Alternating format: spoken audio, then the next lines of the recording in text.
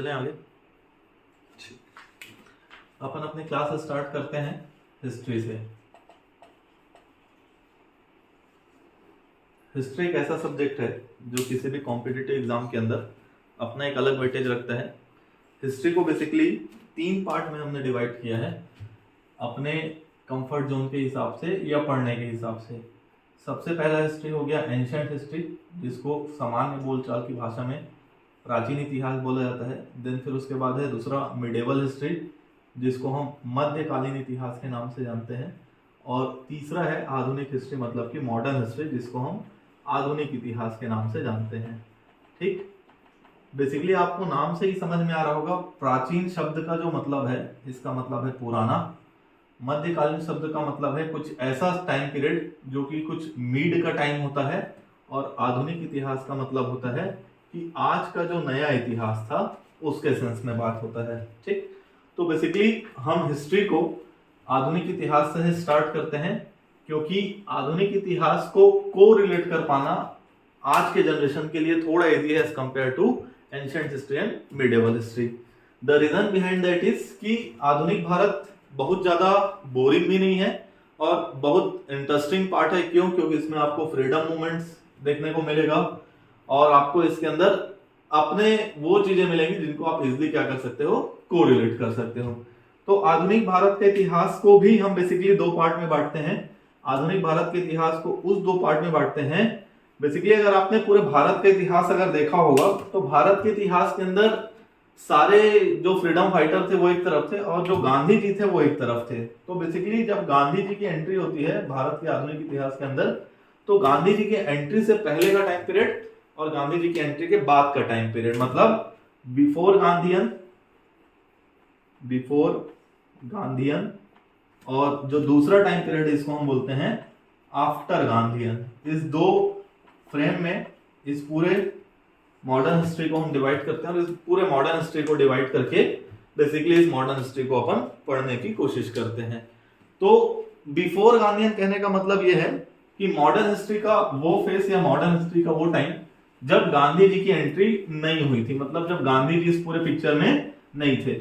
और after Gandhian कहने का मतलब यह है कि मॉडर्न हिस्ट्री का वो टाइम पीरियड जब गांधी जी इस पूरे पीरियड में इन्वॉल्व रहे। गांधी जी के इन्वॉल्वमेंट के साथ साथ अगर आप देखोगे तो इसमें आपको जितने बड़े मूवमेंट दिखेंगे, चाहे वो क्विट इंडिया मूवमेंट दिखे, चाहे वो आपको 1930 का सीडीएम दिखे, मतलब कि सिविल डिसोबीडियंस मूवमेंट दिखे, ठीक, या वो 1940 का व्यक्तिगत सत्याग्रह दिखे, ये सब गांधी जी का मास्टर प्लान था या गांधी जी के दिमाग की उपज थी। गांधी जी ने इन सारे प्लान्स के बारे में बताया था और इन सब प्लान्स को लेकर के उन्होंने एक पूरा बड़ा मूवमेंट किया था। तो बिफोर गांधीयन कहने का मतलब यह है कि जब गांधी जी इंडिया नहीं आए थे, गांधी जी की इंडिया में जो एंट्री होती है वो बेसिकली 1915 में गांधी जी इंडिया पहुंचते हैं। और 1915 में इंडिया पहुंचने के बाद गांधी जी इंडियन पॉलिटिक्स में धीरे धीरे एंट्री करते हैं। बेसिकली 1950 में इंडिया आते ही गांधी जी तुरंत इस पॉलिटिक्स में इन्वॉल्व नहीं हो जाते हैं। गांधी जी का जो पॉलिटिकल गुरु है वो गोपाल कृष्ण गोखले को माना जाता है। गोपाल कृष्ण गोखले के कहने पर गांधी जी ने पहले एक्टिवली 2-3 साल जो है भारत का दौरा किया। भारत का दौरा करने के बाद छोटे छोटे मूवमेंट से उन्होंने भारत की पॉलिटिक्स को समझना स्टार्ट किया। गांधी जी के अगर इनिशियल फेज को देखा जाए तो गांधी जी के इनिशियल फेज के अंदर 3 मूवमेंट्स ऐसे थे जिसमें गांधी जी ने इस पूरे इंडिया की पॉलिटिक्स को समझने का प्रयास किया, जिसमें आपका बिहार का चंपारण सबसे पहला मूवमेंट था, जहां पर नील की खेती की जाती थी। इस नील की खेती से जो एक रिलेटेड मूवमेंट चल रहा था, उसके विरोध में जो एक मूवमेंट चल रहा था, वो गांधी जी ने लीड किया था। फिर उसके बाद अहमदाबाद का एक मूवमेंट होता है और फिर उसके बाद खेड़ा का एक मूवमेंट होता है। ठीक, तो अहमदाबाद, खेड़ा और चंपारण ये गांधी जी के इनिशियल मूवमेंट्स थे। इन मूवमेंट्स के बाद गांधी जी जो है एक मास लीडर बन जाते हैं, जो कि पूरे इंडिया लेवल पर मूवमेंट को क्या करते हैं, रिलेट करना स्टार्ट करते हैं। तो बिफोर गांधीयन मतलब 1915 जब गांधी जी नहीं आए थे, तो गांधी जी के आने के पीरियड से हम स्टार्ट करते हैं, गांधी जी के नहीं आने के पीरियड से स्टार्ट करते हैं। तो बेसिकली 1915 में गांधी जी जब गांधी जी आए उसके पहले इंडिया के अंदर अगर पॉलिटिक्स की बात की जाए तो इंडिया में जो बेसिकली जो ब्रिटिशर्स आए थे, ठीक, क्योंकि ये पूरा मॉडर्न हिस्ट्री जो है कहीं ना कहीं ब्रिटिशर्स के इर्द गिर्द ही आपको घूमता हुआ दिखाई देगा। ब्रिटिशर्स आए यहाँ पर, पोर्तुगीज आए, पुर्तगाली जिनको हम बोलते हैं, फ्रांसीसी आए, मतलब अलग अलग ब्रिटिशर्स कॉलोनीज आई बेसिकली यहाँ पर, जो कि कहीं ना कहीं फॉरेनर्स थे, और इन लोगों ने इंडिया में आकर के धीरे धीरे पहले अपना बिजनेस बैकग्राउंड क्रिएट किया और फिर उसी बिजनेस बैकग्राउंड के बेसिस पर इन लोगों ने इंडिया की पॉलिटिक्स में एंट्री करने स्टार्ट की। तो इंडिया की पॉलिटिक्स में जब एंट्री करने स्टार्ट की तो एक टाइम पीरियड ऐसा आया जब फ्रांसीसी बाहर हो गए, पुर्तगीज बाहर हो गए, लेकिन जिन्होंने यहाँ पर अपना पूरा होल्ड जमा लिया पॉलिटिकली वो थे ब्रिटिशर्स। ठीक, अंग्रेज जो थे उन्होंने लगभग 400 साल तक भारत के अंदर शासन किया। जब अंग्रेज भारत आए थे वो टाइम पीरियड कुछ 1600 के आसपास का टाइम पीरियड था।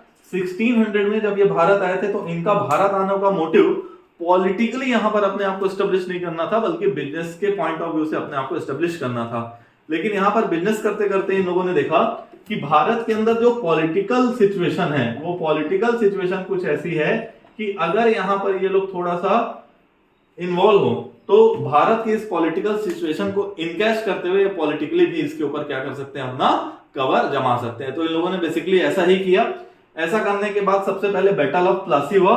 बैटल ऑफ प्लासी वो पहला वार था या वो पहला युद्ध था जहां से अंग्रेजों ने अपना पॉलिटिकल अप्रोच स्टार्ट किया, या ये बोला जाए कि अंग्रेजों ने अपने पॉलिटिक्स की नींव रखी। यहां से वो पॉलिटिकली स्ट्रांग होना स्टार्ट हुए।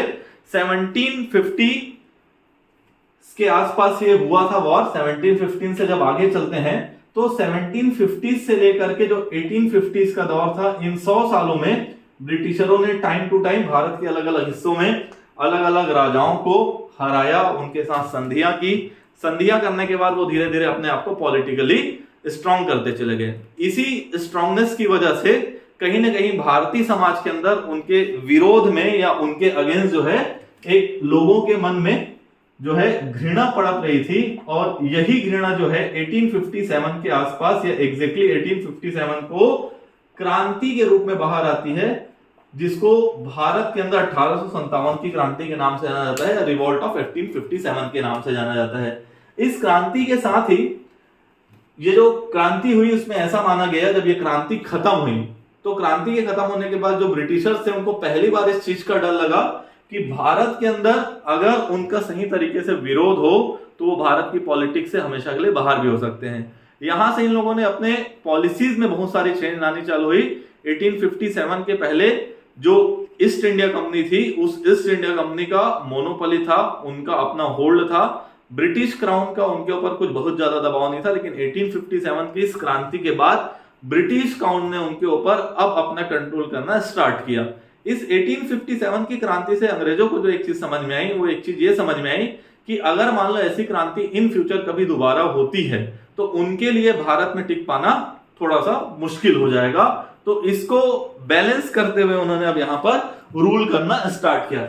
1857 की क्रांति के बाद क्योंकि भारत की जनता जो कि अब पहले से काफी अवेयर हो चुकी थी, चीजों को समझने लगी थी, वो जानते थे कि अंग्रेज यहाँ पर क्या गलत कर रहे हैं और क्या सही कर रहे हैं, उन्होंने धीरे धीरे इसके लिए आवाज उठाना शुरू किया। 1857 की क्रांति बेसिकली फेलियर हो गई थी, जो कि बहुत सफल नहीं हो पाई। कुछ जगहों पर वो सफल हुई, कुछ जगहों पर असफल हुई, लेकिन उसका ओवरऑल एक पॉजिटिव इफेक्ट ये निकल करके आया कि ब्रिटिशरों के मन में ये बात बैठ गई कि अगर भारतीय चाहे तो उनको भारत से निकाल सकते हैं, और भारतीयों के मन में भी ये भाव उत्पन्न हो आया कि अगर हम सब एकजुट हो जाएं तो अंग्रेजों को यहां से बाहर निकाला जा सकता है। तो 1857 की इस क्रांति के बाद भारतीयों की तरफ से जो एक मूवमेंट स्टार्ट हुआ वो ये हुआ कि भारत के अलग अलग हिस्सों में, अगर भारत को आप जियोग्राफिकली डिवाइड करो तो भारत का नॉर्थ पार्ट होता है एक, अगर भारत का आपने मैप ध्यान से देखा होगा, भारत का एक साउथ पार्ट दिया हुआ है, भारत का ईस्टर्न एरिया है और भारत का वेस्टर्न एरिया है। भारत के इन अलग अलग हिस्सों में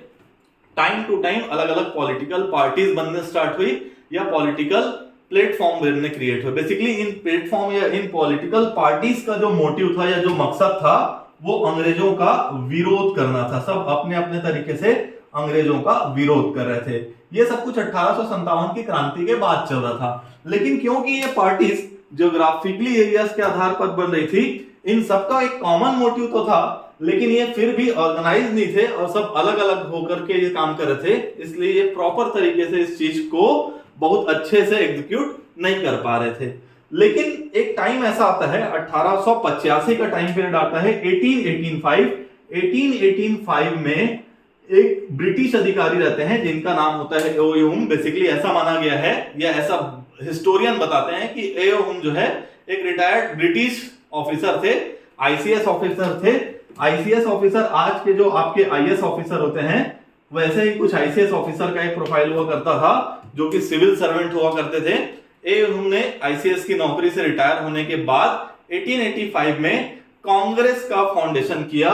उसी कांग्रेस को आज हम आईएनसी के नाम से जानते हैं, मतलब इंडियन नेशनल कांग्रेस। बेसिकली ये आईएनसी जो है इंडिया की सबसे पुरानी पॉलिटिकल पार्टीज में से एक है जो भारत की आजादी से पहले क्रिएट हुई थी। टाइम पीरियड फिर से एक बार रिपीट कर दे रहा हूं, 1885। और जिसने इस पार्टी को क्रिएट किया था उनका नाम था ए.यू. ह्यूम, जो बेसिकली एक ब्रिटिश ऑफिसर थे, ब्रिटिश रिटायर्ड आईएएस ऑफिसर थे या आईसीएस ऑफिसर थे। इन्होंने जब कांग्रेस की स्थापना की तो कांग्रेस की स्थापना के साथ जो एक सबसे अच्छी चीज घटित हुई वो ये थी कि इसके पहले भारत के अलग अलग हिस्सों में, मतलब भारत के नॉर्थ पार्ट में, भारत के साउथ पार्ट में, या भारत के ईस्ट पार्ट में, या भारत के वेस्ट पार्ट में जितनी भी छोटी बड़ी पॉलिटिकल पार्टीज बनी थी, ये 1885 में आकर के एक कॉमन प्लेटफॉर्म पर मिल जाती है। और इसी कॉमन प्लेटफॉर्म को आगे चलकर किस नाम से जाना गया, तो इसी कॉमन प्लेटफॉर्म को आगे चल करके आईएनसी के नाम से जाना गया, इंडियन नेशनल कांग्रेस के नाम से जाना गया। बेसिकली इस आईएनसी का फॉर्मेशन दिसंबर महीने के अंदर 28 दिसंबर को हुआ था। 28 दिसंबर 1885 का वो दिन था 1885 के अंदर। और इसके अंदर जो पहली मीटिंग हुई थी कांग्रेस की वो हुई थी मुंबई में। मुंबई में एक कॉलेज है, कॉलेज के अंदर ये मीटिंग हुई जिसमें टोटल 72 डेलीगेट्स, जिनको प्रतिनिधि भी बोला जाता है, 72 प्रतिनिधियों ने या 72 डेलीगेट्स ने इसमें पार्टिसिपेट किया। पहले ये मीटिंग बॉम्बे की जगह, जो पहला सेशन होना था कांग्रेस का, पहली जो मीटिंग होनी थी 1885 में, बॉम्बे की जगह पुणे में होनी थी। लेकिन क्योंकि उस साल पुणे में हैजा या प्लेग फैला हुआ था जिसके कारण पुणे में पॉसिबल नहीं हो पाया। उसके बाद हर साल 1885 से लेकर के जब तक भारत आजाद नहीं हुआ, भारत के अलग अलग हिस्सों में साल में एक बार कांग्रेस की मीटिंग्स हुआ करती थी। जनरली ये मीटिंग जो है दिसंबर महीने में होती थी। इससे हर बार इन्होंने एक क्वेश्चन बनाए हैं, या तो कांग्रेस की मीटिंग के ईयर से क्वेश्चन बनाते हैं, या कांग्रेस की उस मीटिंग के प्रेसिडेंट से क्वेश्चन बनाते हैं, या कांग्रेस की उस पर्टिकुलर मीटिंग के अंदर से अगर कुछ ऐसा इवेंट हुआ है जो आपको हिस्ट्री के अंदर कुछ इंपॉर्टेंस रखता है।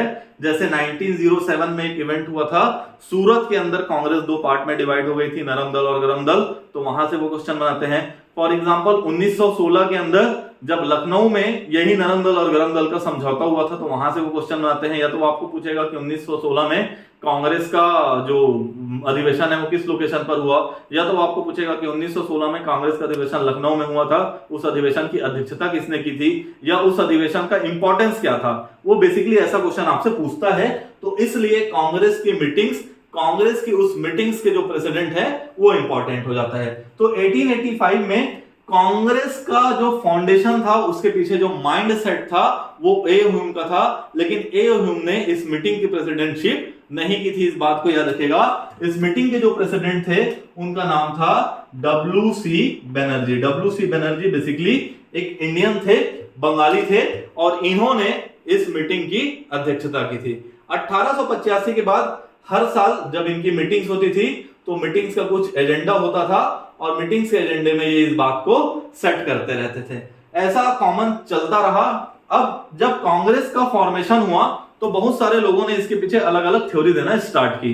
तो इसमें बेसिकली जो सबसे कॉमन थ्योरी चलता है वो उस थ्योरी का नाम है सेफ्टी वॉल थ्योरी। ऐसा माना जाता है कि ए.यू. ह्यूम जो कि रिटायर्ड ब्रिटिश ऑफिसर थे, जिनका माइंडसेट जो है पूरे कांग्रेस के फॉर्मेशन के अंदर था, ऐसा माना जाता है कि ब्रिटिशों के कहने पर ही या ब्रिटिशर ऑफिसर्स के कहने पर ही उन्होंने इस कांग्रेस पार्टी का गठन किया था, या इस कांग्रेस पार्टी का फाउंडेशन किया था।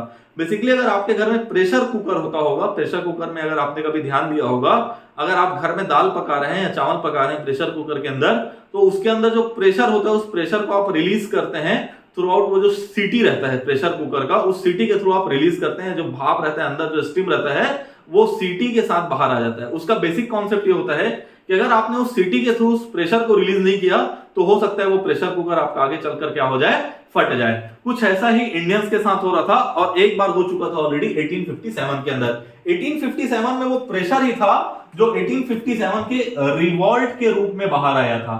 अब ब्रिटिशर्स नहीं चाहते थे कि कभी ये प्रेशर रिवॉल्ट के रूप में या क्रांति के रूप में बाहर आए, तो इन लोगों ने ए.यू. ह्यूम को बोलकर एक प्लेटफॉर्म क्रिएट कराया। इस प्लेटफॉर्म जिसका नाम आईएनसी दिया गया, इस प्लेटफॉर्म का जो बेसिक मोटिव था वो ये था कि अगर मान लो किसी के दिमाग में कोई प्रेशर है अंग्रेजों के प्रति, तो उस प्रेशर को निकालने से पहले इस प्लेटफॉर्म पर वो उस प्रेशर को रिलीज करें ताकि अंग्रेजों को इस बात का एहसास हो जाए कि बेसिकली इनके मन में क्या चल रहा है और उसके अकॉर्डिंग वो अपना क्या कर सकें, एक्शन प्लान कर सकें। ये टाइम चलता रहा, इस बीच में ईयर बाय ईयर कुछ मूवमेंट्स होते रहे, जैसे फॉर एग्जांपल 1905 में बंगाल का विभाजन होता है। बंगाल के विभाजन होने के बाद इंडियन नेशनल कांग्रेस का अपना एक इवेंट होता है। उसके बाद 1907 में सूरत का अधिवेशन होता है।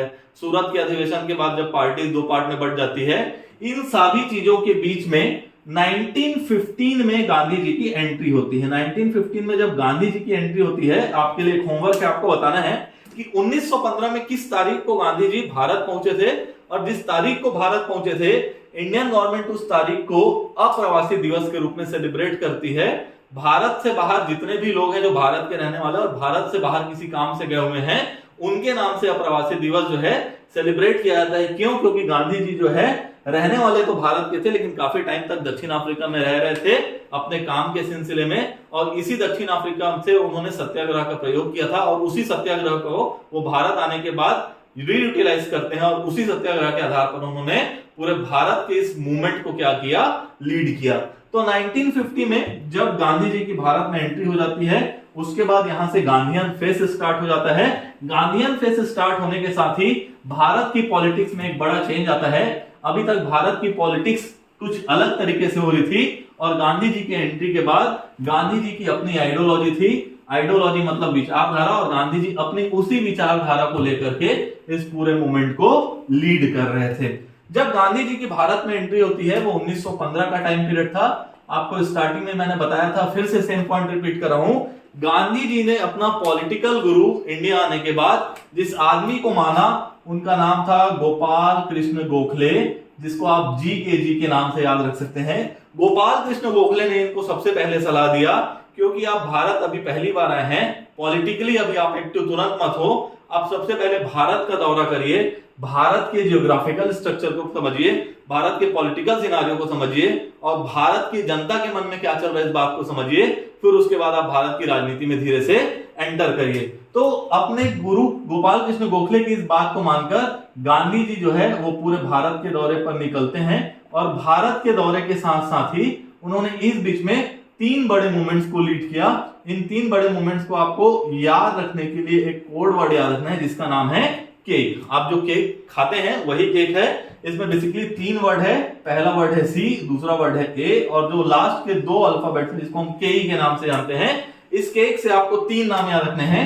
सी फॉर चंपारण,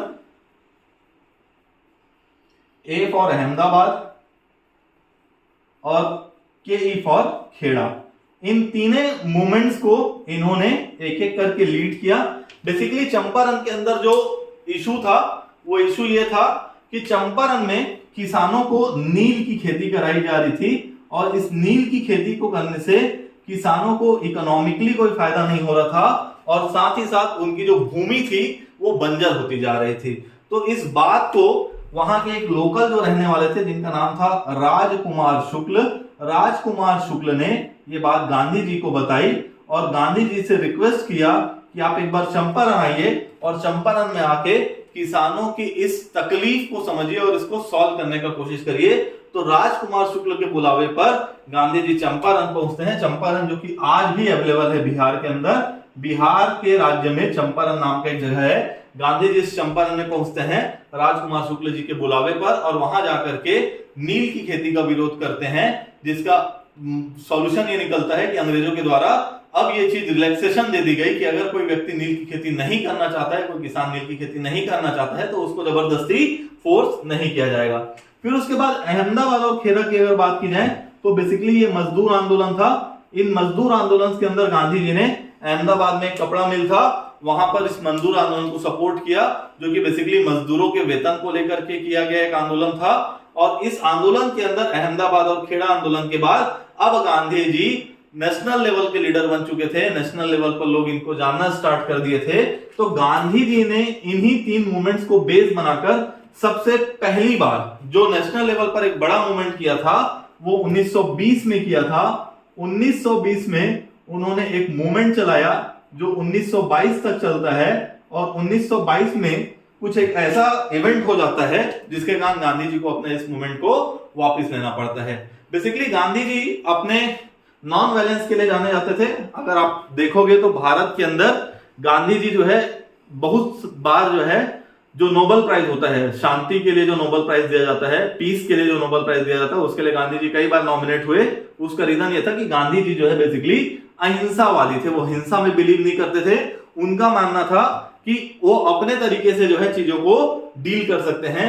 तो 1920 के अंदर उन्होंने एक मूवमेंट स्टार्ट किया और इस मूवमेंट को उन्होंने नाम दिया, ठीक। और ये मूवमेंट के स्टार्ट करने के साथ ही 1922 तक ये मूवमेंट चलता है।